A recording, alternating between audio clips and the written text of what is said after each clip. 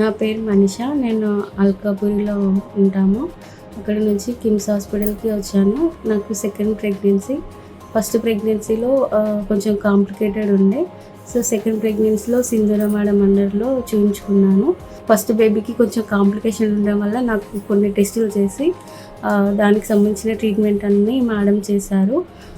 మధ్యలో నాకు డయాబెటీస్ వచ్చింది.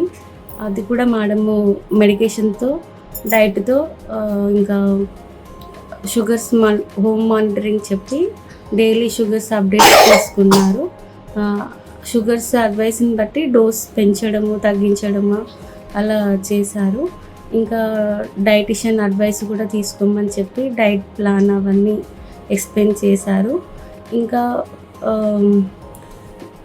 మెడికేషన్స్ ఓరల్ టాలరేట్ చేయకపోవడం వల్ల నాకు మైల్డ్ ఎనిమియా కూడా వచ్చింది. దానికి మేడం ఐరన్ ఇంజెక్షన్తో తీసుకోమని చెప్పి ఐరన్ కరెక్షన్ కూడా చేశారు.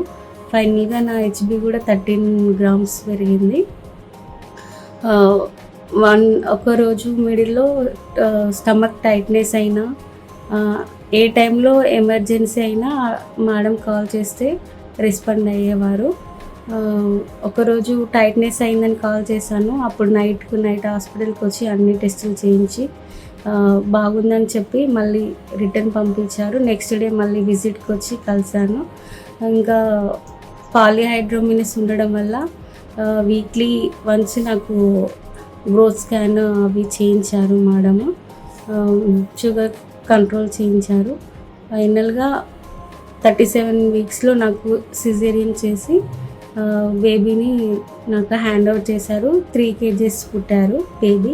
అండ్ నేను నా బేబీ ఇద్దరం హెల్తీగా ఉన్నాము. Thanks Sindhura madam and KIMS Cuddles. Thank you so much ma'am. మీ వల్లే చాలా హ్యాపీగా ఉన్నాము. మంచిగా కేర్ తీసుకున్నారు. Thank you ma'am. Thank you so much.